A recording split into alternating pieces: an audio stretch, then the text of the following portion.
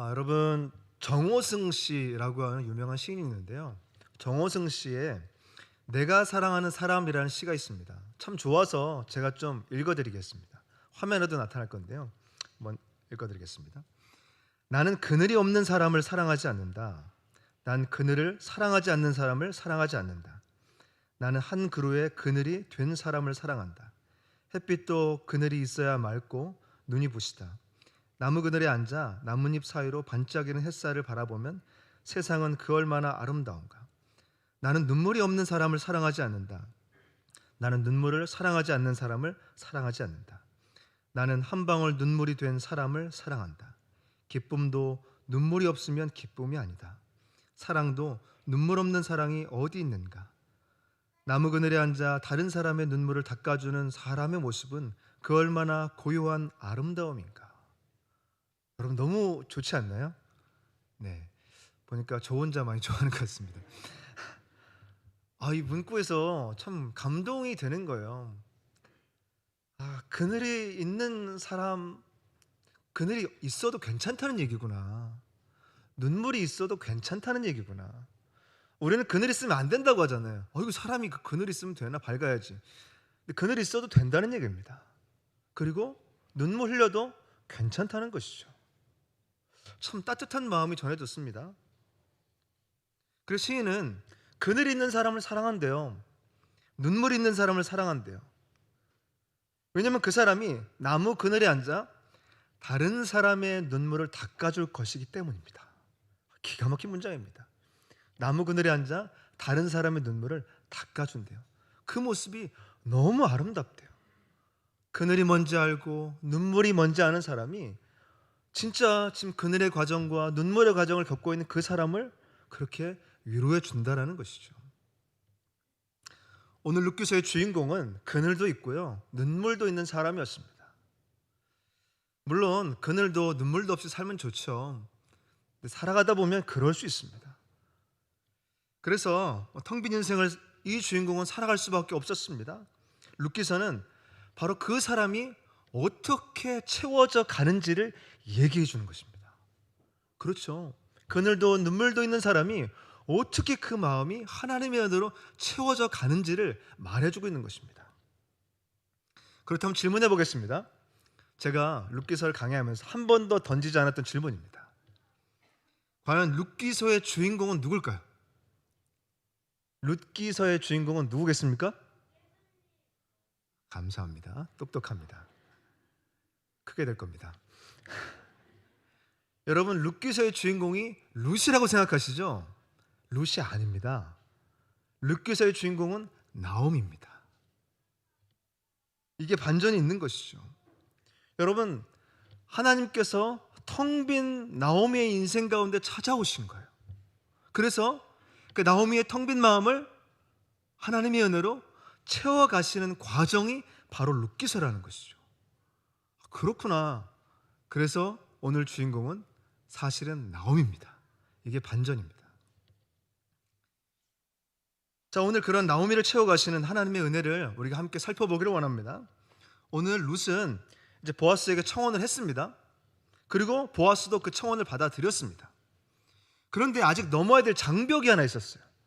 그게 뭐냐면 이 보아스가 이 나오미의 집안에 기업 물을 자의 첫 번째가 아니었습니다. 당시 그 기업 물을 자라고 하는 게 순서가 있었는데 첫 번째가 아니었어요. 이 대를 이을 사람, 집안을 다시 일으켜 세울 그 사람이 보아스가 첫 번째가 아니었다는 것입니다. 근데 제가 기업 물을 자가 어떤 뜻이라고 그랬죠? 기업 물을 자는 구속자를 얘기합니다. 구속자. 아까 우리 중고등부 찬양에서 너무 놀랐습니다. 저랑 맞춘 줄 알았습니다. 구속자, 나를 구속하시고 나를 속량하신 이 기업 물을 자라고 하는 원어가 바로 구속자라는 것이죠. 오늘 바로 그런 대를 이을 기업 물을 그런 구속자가 보아스였는데 알고 보니까 첫 번째가 아닌 거예요. 이게 큰 장벽이었다는 것이죠. 그런데 여러분, 이 상황들이 왜 주어졌냐면 이제 아무것도 확신할 수 없는 상황이라는 것입니다. 그래서 만약 첫 번째 기업물을 다른 사람이 결혼을 승낙해버리면 오늘 보아스의 결혼은 없는 게 됩니다. 만약 그 첫 번째 기업 물을 사람이 거절을 하면 이제 보아스와 결혼할 수 있게 되는 것이죠. 그러니까 무슨 말이죠? 그 어떤 것도 보장할 수 없는 그런 상황이라는 것입니다. 그런데 제가 오늘 이렇게 주목하게 되는 거냐면 보아스가 이 과정 속에서 룻을 참 세심하게 챙깁니다. 세심하게 보호합니다. 일명 매너남이 됩니다. 매너남이어서 얼마나 세심하게 룻을 보호하는지 모릅니다. 이때 보아스가 룻을 돌려보낼 때 그냥 돌려보내지 않고 이제 곡식을 챙겨주는데요. 곡식을 챙겨주면서 하는 이 문장이 오늘 굉장히 중요한 문장입니다. 룻계서 3장 17절인데요. 한번 같이 읽어보겠습니다. 3장 17절 함께 읽겠습니다. 이가 내게 이 보리를 6번 되어 주며 이르기를 빈손으로 내 시어머니에게 가지 말라 하더이다 하니라. 아멘. 자, 뭐라고 얘기했죠? 빈손으로 시어머니에게 가지 말라 이렇게 얘기했습니다. 아니 룻에게 뭘 챙겨주면 되는데 여기에 누굴 챙기고 있죠? 시어머니 나오미를 챙기고 있습니다. 여러분 여기에 굉장히 중요한 의미가 담겨져 있습니다. 별 5개짜리가 담겨져 있습니다. 나오미는 완전히 텅 빈 인생이었잖아요. 그런데 이제 채워져가는 인생을 경험하게 됩니다. 누굴 통해서 경험하죠? 사실은 보아스를 통해서 경험한 겁니다. 룻이 보아스를 통해서 만났지만 실제로 보아스를 통해서 채워져가는 걸 경험해요. 바로 그것을 신호처럼 얘기해 주는 것처럼 얘기해 주는 거예요. 시어머니에게 빈손으로 가지 말라는 거예요. 뭐죠? 시어머니의 그 텅 빈 인생을 내가 채워주겠다는 것입니다. 시어머니의 텅 빈 인생, 이제 구속자인 내가 채워주겠다는 것입니다. 여러분 이게 이 문장에 담겨있는 의미라는 것이죠. 그래서 나오미의 인생은 2가지로 나눕니다. 보아스를 만나기 전 그리고 보아스를 만난 후, 이 2가지로 인생이 나뉘게 됩니다. 오늘 이 2가지 속에서 하나님께서 우리에게 주시는 귀한 은혜를 경험하시는 시간이 되기를 바랍니다. 자, 그럼 먼저 이 나오미가 구속자를 만나기 전에 어떤 인생이었습니까? 첫째, 텅 빈 인생이었습니다. 여러분 룻은 자신의 인생에 대해서 이렇게 고백했어요. 룻기서 1장 21절에 보니까 이렇게 고백합니다. 내가 풍족하게 나갔더니 여호와께서 내게 비어 돌아오게 하셨느니라. 여호와께서 나를 징벌하셨고 전능자가 나를 괴롭게 하셨거늘 너희가 어찌 나를 나오미라 부르느냐 하니라. 여러분 풍족하게 나갔다가 비어 돌아오게 되었대요. 무슨 말이죠? 완전히 텅 빈 인생이 되었다는 겁니다. 완전히 텅 빈 인생이 된 거예요. 자, 이제까지 제가 쭉 말씀 나눴던 걸 이제 다시 한번 리마인드하는 스토리를 알려드리겠습니다. 여러분 지금 이 나오미가 어딜 떠났죠? 베들레헴에 흉년이 들었잖아요. 베들레헴이 자신의 고향이고 떠나고 싶지 않았어요. 너무 좋았습니다. 그런데 말도 안 되게 흉년이 찾아오게 됐습니다. 그래서 자신이 그렇게 오랫동안 있던 이 영적인 고향이었던 베들레헴을 떠날 수밖에 없었어요. 먹고 살아야 되니까요. 여러분 사람이 살아야 되잖아요. 어쩔 수 없이 떠난 것입니다.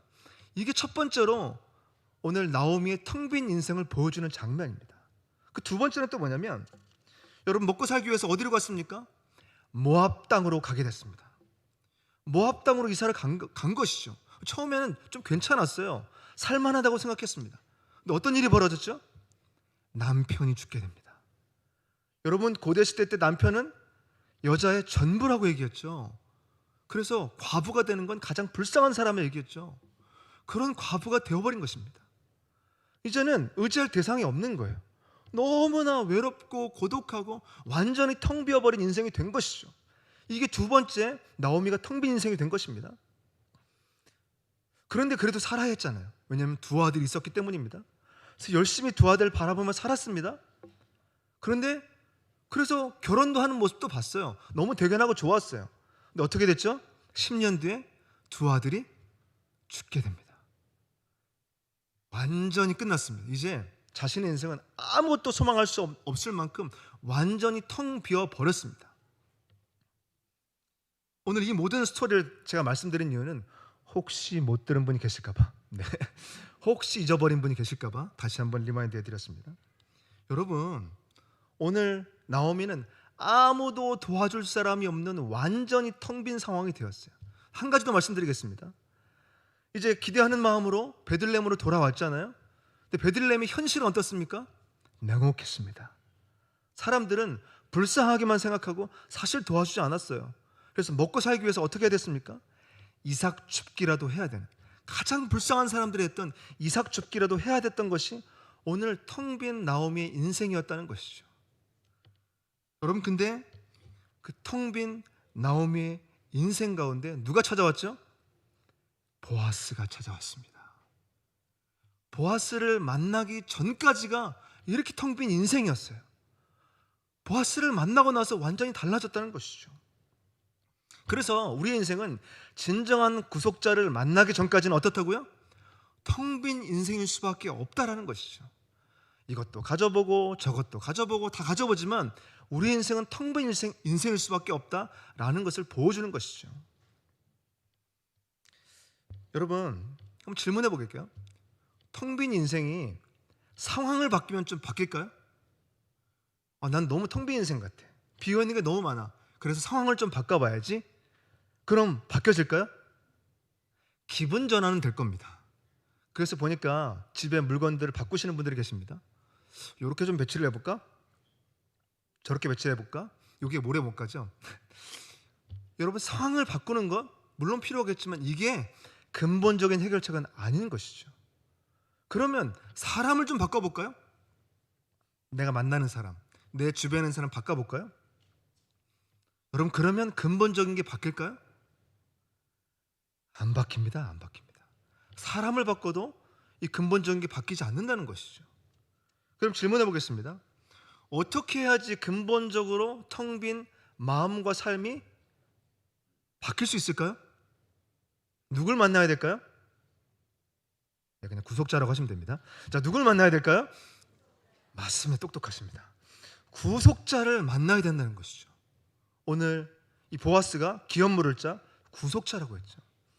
여러분, 우리가 우리 인생 가운데 내가 구속자를 만나야지 이 근본적인 해결책이 주어지는 것이구나. 여러분, 반드시 이걸 기억하시기 바랍니다. 다른 거 다 바꿔도요, 근본적으로 사람이 바뀌지가 않아요. 바뀌지가 않습니다. 그런데 구속자를 만나야 진정한 이 근본적으로 바뀐다는 것이죠. 그래서 요한복음 4장에 사마리아 여인이 나와요. 사마리아 여인이 텅 빈 인생이었잖아요. 얼마나 마음이 허전하면 남편을 6번씩이나 바꿉니다. 놀라지 않을 줄 알았습니다. 남편을 6번씩이나 바꿔요. 왜 6번씩이나 바꿀까요? 한 번 했는데 마음에 안 들어요. 그럼 다음에 바꾸면 달라지지 않을까? 하다가 6번까지 온 겁니다. 근데 안 채워진 거예요. 그것도 안 채워져서 사람들이 쳐다보지 않는 시간에 돌아다니게 되는 것이죠. 그럼 뭐죠? 그런 걸로는 채워지지 않는다는 겁니다. 그때 예수님이 나타나서 말씀하시잖아요. 오늘 요한복음 4장 13절 14절입니다. 한번 같이 읽어보겠습니다. 함께 읽겠습니다.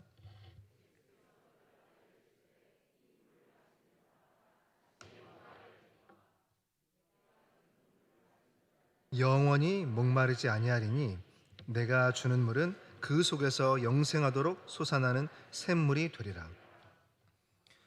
여러분, 예수님을 만나야 됩니다. 구속자 되신 예수님을 만나야 합니다. 근데 이게요, 막 안 믿는 사람들이 들어야 될 메시지일까요? 교회 처음 나온 사람만 들어야 될 메시지일까요? 아닙니다. 여러분의 삶에 구원이 필요하시죠? 지금 나의 삶의 여러 가지 고민과 갈등 속에서 이거는 진짜 해결되기 어려울 거야 싶은 그 문제 가지고 나오셨잖아요. 그 표정 같아서 물어봤습니다. 가지고 오셨잖아요. 그렇죠? 그 누구 만나야 되겠습니까? 구속자 예수님을 만나야 되는 줄로 믿습니다. 그분이 말했잖아요. 이 물을 마시면 목마를 텐데 내가 주는 물을 마시는 자마다 영원히 목마르지 않을 것이다. 반드시 채워질 것이다. 텅 빈 마음이 완전히 해결될 것이다. 주님 말씀하고 있습니다. 여러분, 이 사실을 믿으시기 바랍니다. 여러분, 너무 단순한데요, 믿는 사람과 믿지 않는 사람 차이가 커요.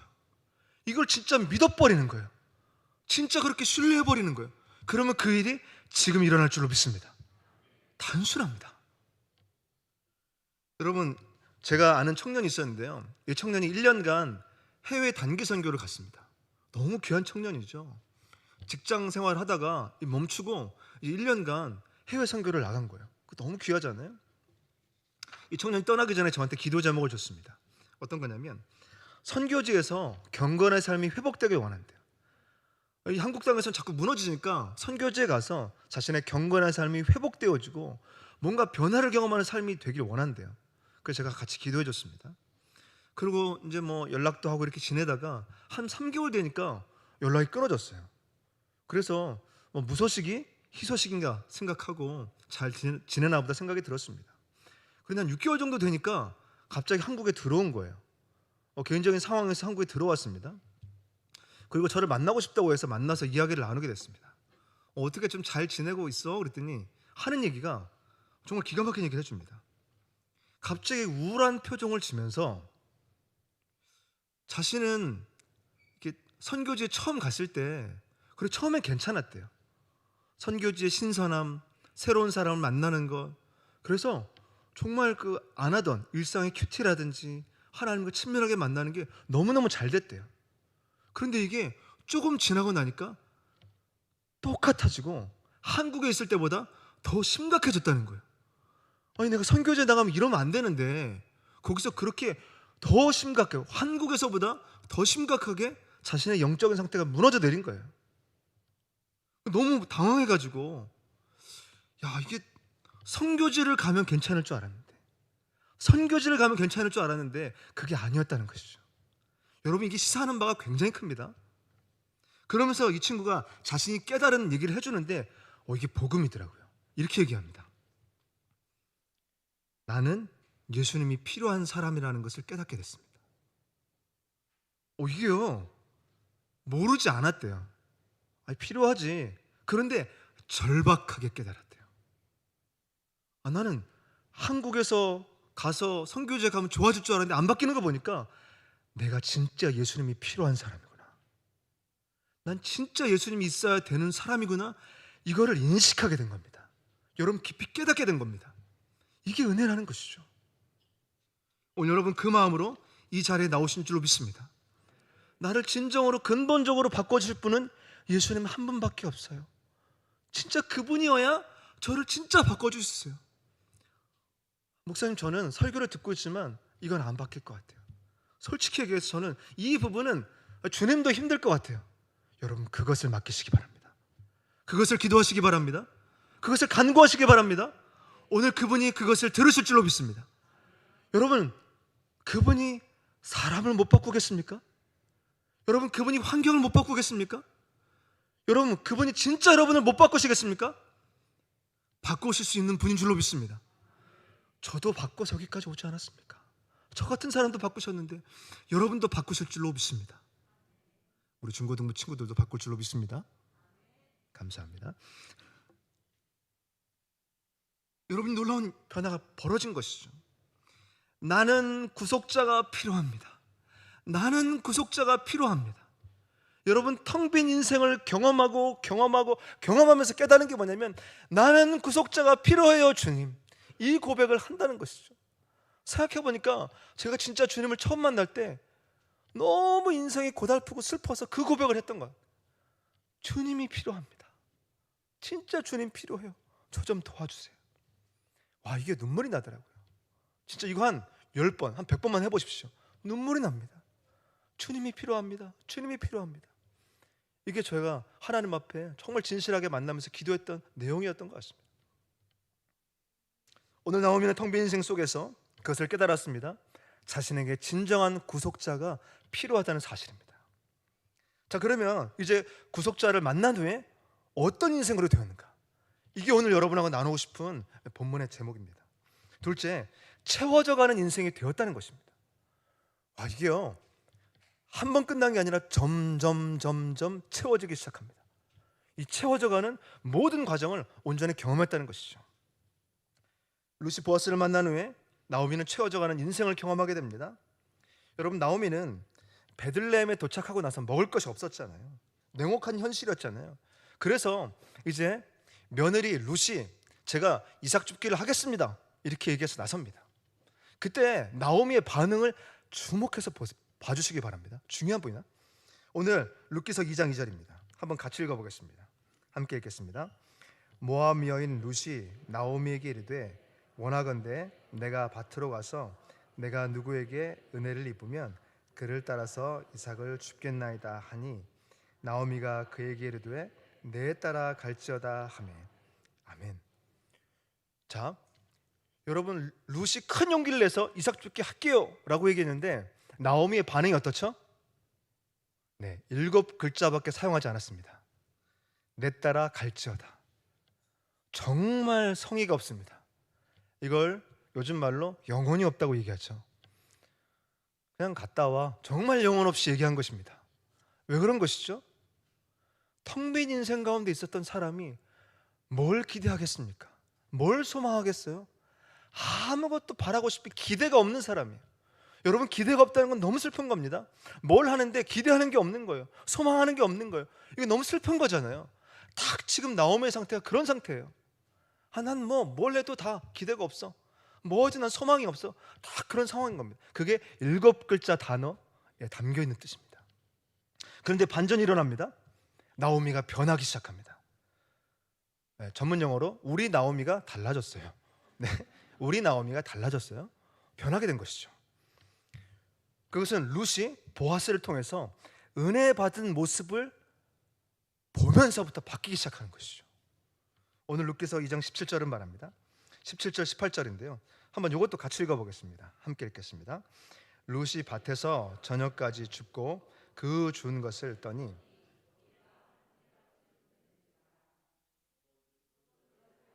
성읍에 들어가서 시어머니에게 그 주운 것을 보이고 그가 배불리 먹고 남긴 것을 내어 아멘. 룻이요 신나서 지금 나오미에게 자신이 은혜로 받은 것들을 보여주기 시작합니다. 뭐가 있죠? 은혜로 이삭 줍기를 통해서 얻어온 곡식들을 보여주기 시작합니다. 그리고 은혜로 그 막 식탁에 같이 앉아가지고 식사하고 배불리 먹고 남은 그 음식들도 또 보여줍니다. 이렇게 은혜 받은 그 모습들을 보여준 것이죠. 그랬더니 뭐라고요? 우리 나오미가 달라졌습니다. 우리 나오미가 달라졌어요. 그러면서 오늘 이게 나오미 달라진 모습들을 보이는데 제가 뭘 경험하게 되냐면 은혜라는 게 사실 우리가 수동적으로 여겨지잖아요. 은혜 받았어. 이건 주셔야지 받지. 그런데 오늘 이 은혜 받은 모습을 보면 아주 역동적으로 나오미가 바뀌기 시작합니다. 어떤 변화가 일어나냐면 19절에 보니까 시어머니가 그에게 이르되 오늘 어디서 주었느냐 어디서 일을 하였느냐 너를 돌본 자에게 복이 있기를 원하노라 하니. 여러분 여기까지만 얘기하겠습니다. 자, 여기서 오늘 어디서 주었느냐 어디서 일을 하였느냐 너를 돌본 자에게 복이 있기를 원하노라. 여러분 이게 몇 글자인 줄 아십니까? 제가 다 세봤습니다. 34자가 되겠습니다. 아까 몇 글자 얘기했다고 그랬죠? 7글자. 여러분 설교자는 디테일해야 됩니다. 7글자 얘기한 나오미가 어떻게 바뀌었죠? 34자 얘기하는 나오미로 바뀌었습니다. 우리 나오미가 달라졌어요. 뭐죠? 은혜 받은 사람의 모습을 보니까 본인도 기쁘고 즐거운 거예요. 역동이 생겨난 겁니다. 말이 많아진 거예요. 질문이 많아진 겁니다. 이게 변화된 것이죠. 누가 나오미를 바꿨죠? 보아스를 만나면서부터 바뀌기 시작한 겁니다. 보아스가 베풀어준 은혜를 경험하면서, 구속자가 베풀어준 은혜를 경험하면서부터 나오미가 변하기 시작했다는 것이죠. 이게 반전의 시작입니다. 여러분, 그리고 여기서 멈추지 않습니다. 이제 룻기 3장에 보면 나오미가 이제는 아예 주도적으로 변합니다. 거의 007 프로젝트 작전을 펼치는 것처럼 주도적으로 치밀하게 계획을 짜요. 그래서 룻과 보아스의 결혼 전략을 짜기 시작합니다. 이게 오늘 룻기서 3장 1절부터 4절입니다. 함께 좀 읽어보도록 하겠습니다. 함께 읽겠습니다. 룻의 시어머니 나오미가 그에게 이르되 내 딸아 내가 너를 위하여 안식할 곳을 구하여 너를 복되게 하여야 하지 않겠느냐. 내가 함께하던 하녀들을 둔 보아스는 우리의 친족이 아니냐. 보라 그가 오늘 밤에 타작마당에서 보리를 까불리라.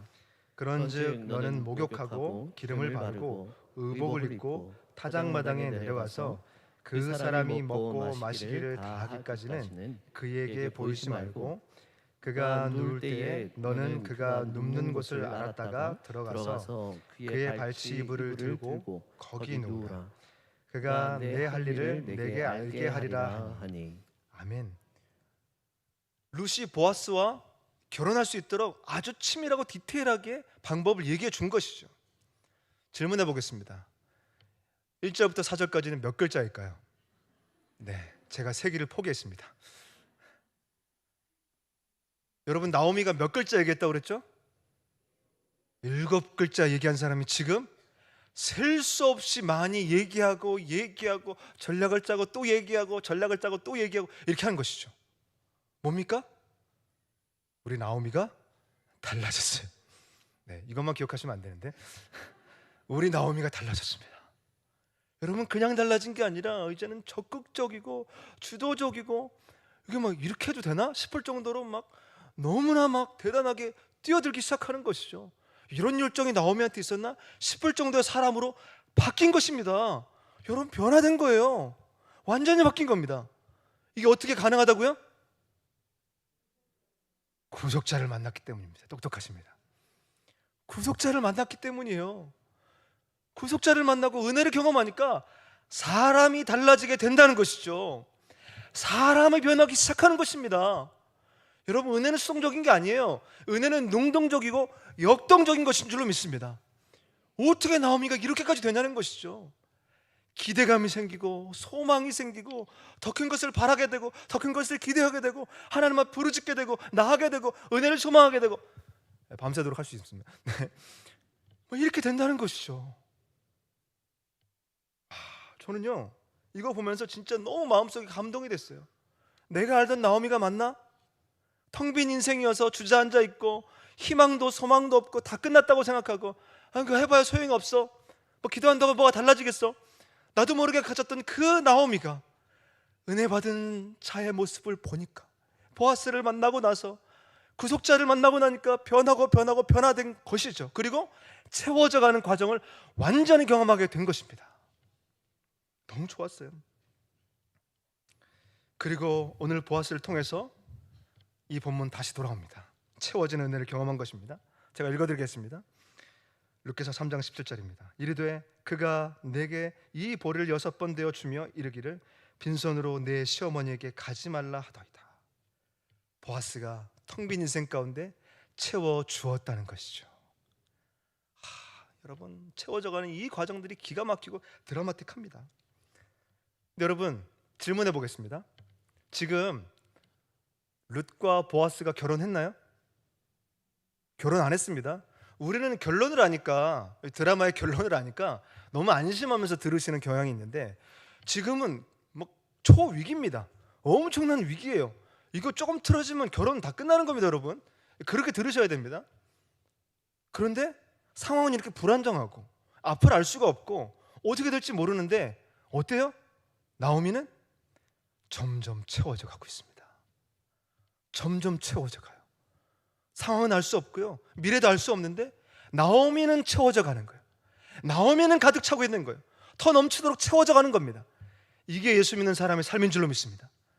여러분, 상황이 너무 급변하고 있나요? 환경이 어디로 튈지 모르시나요? 내 삶은 미래를 보이지 않아요? 그러신가요? 채워져 가면 되는 줄로 믿습니다. 여러분, 채워져 가는 것만 보면 되는 거 아닙니까? 그럼 하나님이 그렇게 이끄시지 않을까요? 과거에 채우셨던 그 하나님이 지금도 채우실 줄 믿습니다. 지금 채우신 그 하나님이 미래도 채우실 줄로 믿습니다. 여러분, 이게 채워져 가는 그 하나님이에요. 이게 언제부터 시작됐다고요? 구속자를 만나면서부터. 제가 계속 반복하고 있습니다. 구속자를 만나면서부터 시작됐다는 것이죠. 여러분 스스로 자꾸 무기력하다고 생각이 드시나요? 내가 부족하다고 생각이 드나요? 여러분의 구속자가 누구시죠? 예수님이십니다. 그분이 여러분을 구속하셨습니다. 그러면 구속하신 그분이 여러분 가만히 있겠습니까? 여러분을 점점 채워져 가도록 만드시고 계시는 줄로 믿습니다. 여러분, 채워져 가는 거예요. 예수 믿는 사람에게는 여러분 뒤로 가는 건 없어요. 그렇게 보일 뿐이죠. 그렇게 느껴질 뿐이죠. 우리는 점점 더 채워져 가는 인생인 줄로 믿습니다. 그래서 고린도후서 4장에 보니까 우리의 겉사람은 후패하지만 우리의 속사람은 날로 새로워질 것이다. 우리의 육신은 시간이 지나면 약해지잖아요. 부족하잖아요. 그런데 우리 속사람은 가득가득 채워져 간다는 것이죠. 이게 예수 믿는 사람의 삶인 줄로 믿습니다. 너무너무 행복한 것이죠. 여러분, 고난주간을 우리가 보내고 있습니다. 고난주간의 의미가 뭐죠? 막 고난 가운데 한 주를 보내는 겁니까? 그러다가 이제 한 토요일 끝나면 아이고 이제 다 끝났네 이렇게 해가지고 부활절을, 그건 아닐 겁니다. 여러분, 고난주간 한 주간을 우리가 갖는 것은, 또 그 전에 사순절을 갖는 것은 예수님께서 십자가에 달려 돌아가신 이 삶을 묵상하는 거잖아요. 그래서 뭘 묵상하겠습니까? 나를 구속하신 주님, 나를 구속하신 그 주님, 그게 옛날 이야기가 아니고 지금 이야기란 사실입니다. 예전에 예수님 믿을 때 너무 뜨거웠을 때 그 얘기가 아니라 지금도 그것이 유효한 줄로 믿습니다. 내가 좀 식어 있어도, 내가 좀 냉랭해도, 내가 뭔가 감격이 식은 것 같아도 지금도 그분이 나의 구속자인 줄로 믿습니다. 끌고 가시는 거예요. 끌고 가시고 반드시 채워 가시는 줄로 믿습니다. 이게 중요한 것이죠. 이걸 다시 생각하고 또 생각하고 깨닫고 감격하는 게 고난주간입니다. 그리고 그 클라이막스가 바로 금요일입니다. 그러니까 오늘 잘 나오셨다는 얘기입니다. 그래서 예수님께서 십자가상에 달려 돌아가시기 직전에 마지막 하셨던 말씀이 있습니다. 그게 무엇일까요? 다 이루었다. 다 이루었다. 이게 헬라어로 테텔레스타이라는 말입니다. 테텔레스타이. 이 정도는 알아줘도 괜찮습니다. 누가 딱 얘기하면 테텔레스타이 이렇게 얘기해주면 됩니다. 그렇죠? 다 이루었다. 뭘 다 이뤘다는 얘기죠? 이제 내가 구속을 끝냈다. 너의 모든 대가를 지불했다. 내가 너를 구속했어. 내가 너를 지명하여 불렀어. 너는 내 것이라. 너는 내 것이라.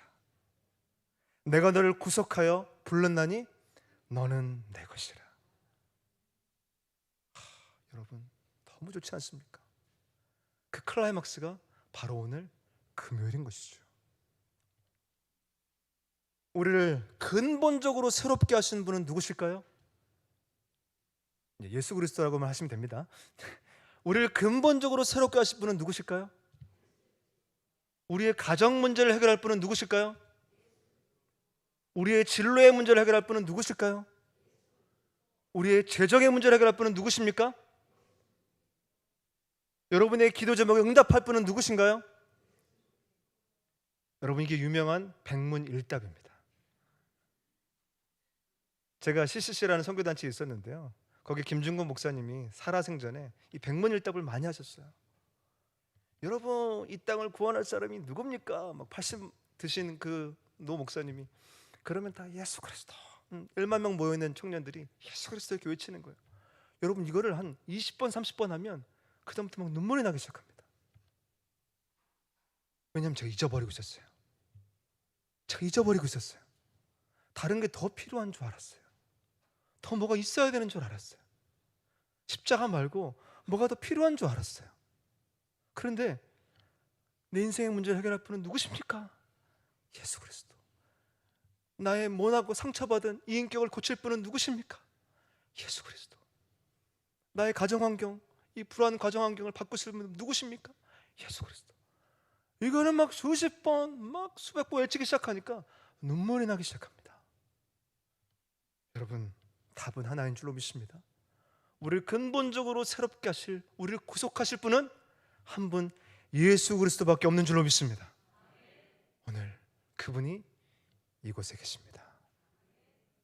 여러분 마음 가운데 계십니다. 그분이 우리의 찬양을 들으시는 줄로 믿습니다. 그분이 우리의 기도를 들으시는 줄로 믿습니다. 여러분, 그분을 믿으십시오. 그분을 신뢰하십시오. 신뢰하셔도 됩니다. 그러면 여러분의 삶이 가득 채워질 줄로 믿습니다. 오늘 그것을 온전히 경험하시는 사랑하는 모든 성도님들이 되시기를 주님의 이름으로 축원합니다.